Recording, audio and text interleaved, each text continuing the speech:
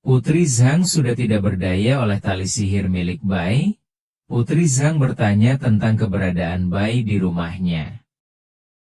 Bai menjawab ia hanya ingin meminjam token miliknya agar bisa masuk ke Yama Tower. Mendengar hal itu, Putri Zhang pun menduga Bai akan masuk ke Menara Tower. Hal ini membuat Bai khawatir karena Putri Zhang mengetahui rencananya untuk masuk ke menara dan akan jadi masalah jika membiarkan Putri pergi.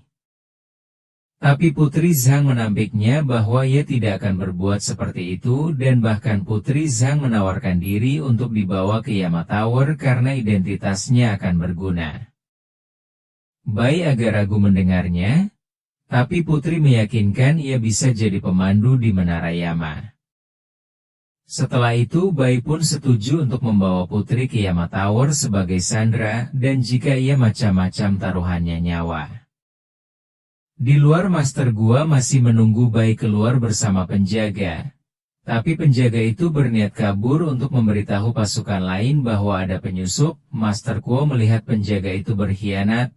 Lalu Yapin mulai mengeluarkan mantra serangan yang berupa pisau belati berwarna pink melesat ke arah penjaga itu dan menghujamnya dari belakang.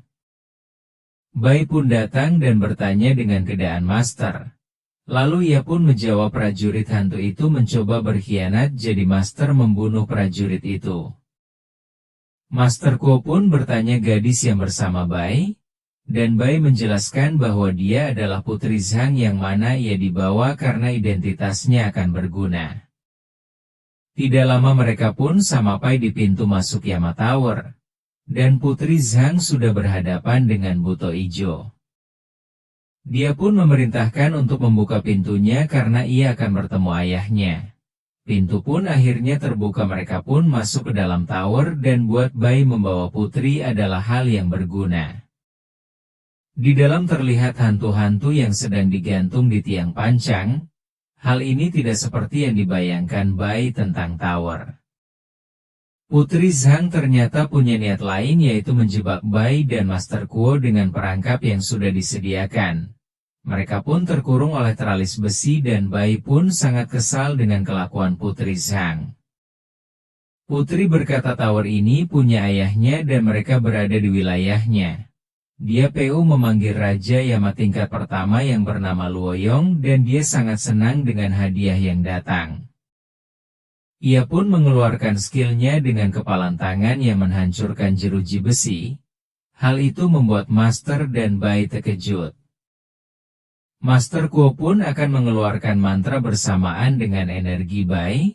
Seketika jeruji besi itu pun hancur. Bai langsung menyerang dan Master memperingatkan dia hantu level menengah.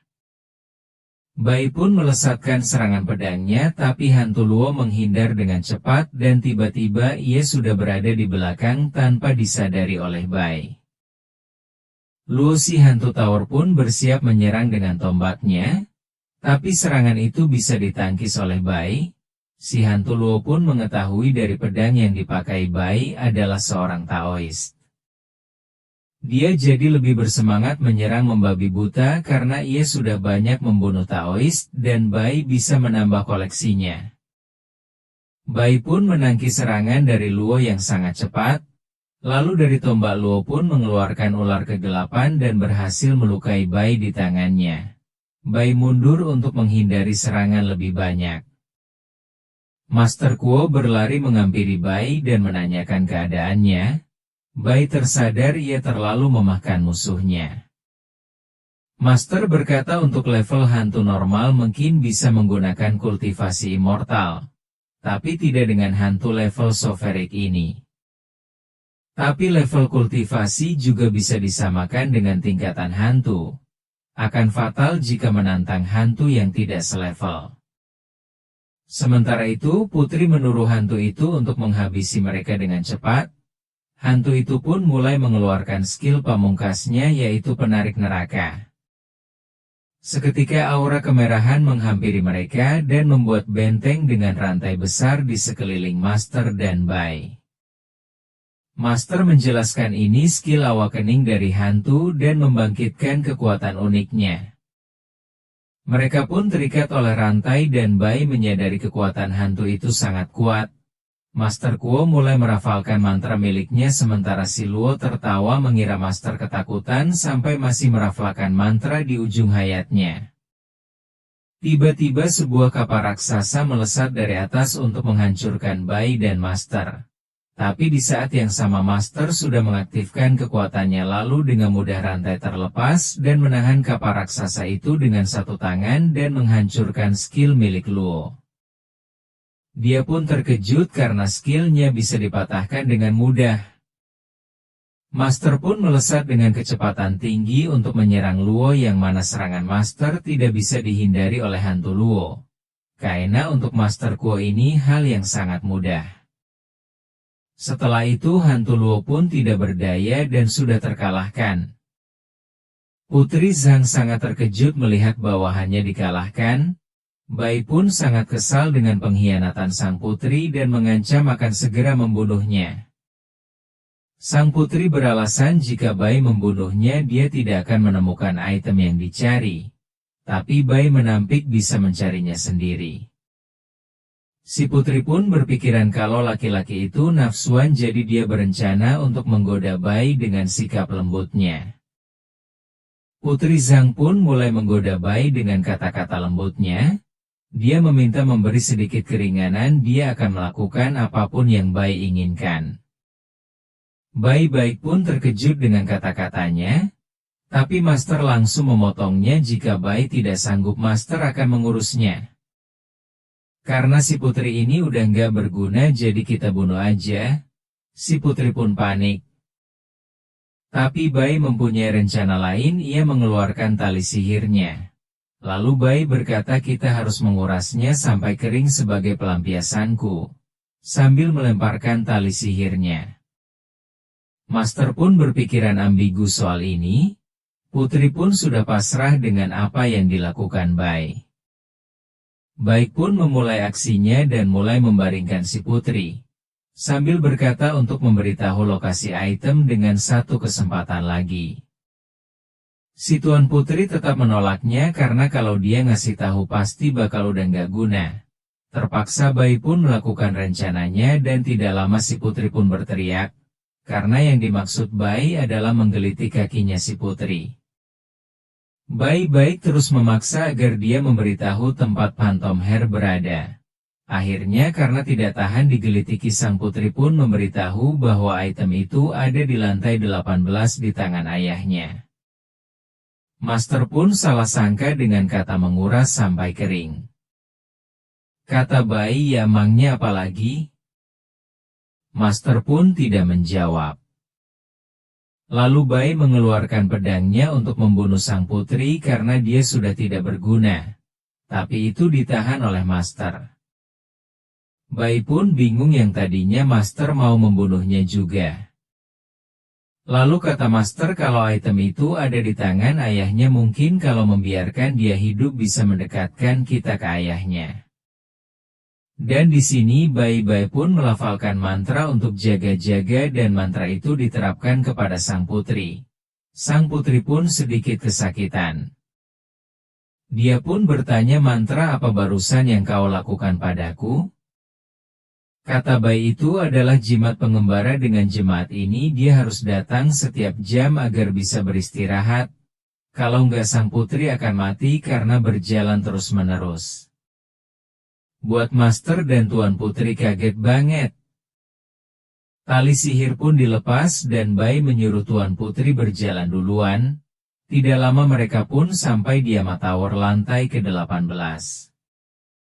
Mereka pun masuk untuk menemui ayahnya sang putri. Ayahnya adalah penguasa Yama Tower jadi mereka harus berhati-hati kalau ngomong. Kata Bai mereka cuma mau Phantom Herb aja jadi jangan macam-macam. Ayahnya menyapa anaknya yang tiba-tiba menghampirinya, karena tumben-tumbennya datang melihat ayahnya. Sang putri pun berkata dia sangat merindukannya. Lalu sang ayah pun bertanya siapa kedua orang yang dibawa oleh anaknya tersebut. Dan ayahnya berkata jadi kalian teman anakku.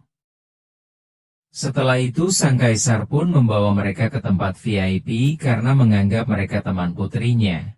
Master Kuo pun punya firasat buruk soal ini. Mereka pun disuruh masuk ke dalam ruangan tersebut.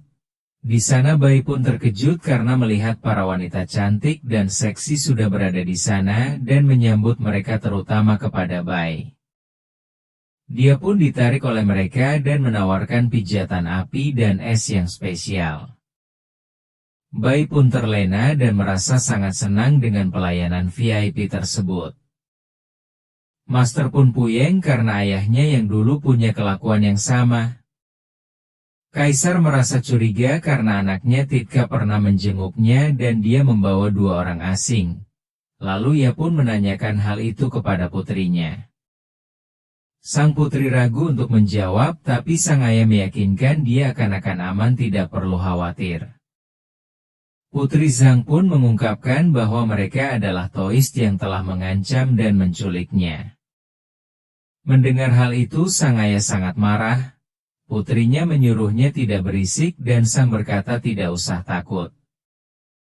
Sang putri sambil mewek berkata dia telah dimasukkan jimat wandering ke dalam tubuhnya. Mendengar itu sang ayah bertambah murka dan akan membuat mereka menyesalinya. Sementara itu si Bai tengah asik dengan para gadis cantik dengan pelayanan VIP-nya. Di saat itu juga sang master mengambil tindakan dan menyingkirkan gadis tersebut. Mengingatkan Bai akan tujuan awal untuk mencari item Phantom Herb. Bai pun tersadar dan meminta maaf kepada Master Kuo. Master Kuo juga berkata tempat VIP ini sangat mencurigakan. Tidak lama keluarlah makhluk aneh yang menghampiri matanya bersinar. Di mana itu adalah perintah untuk membunuh target atas perintah kaisar. Para gadis itu mendapat perintah untuk membunuh Bai dan langsung menyerang dengan tiba-tiba. Master berusaha melindungi Bai yang lagi panik oleh serangan anak buah kaisar.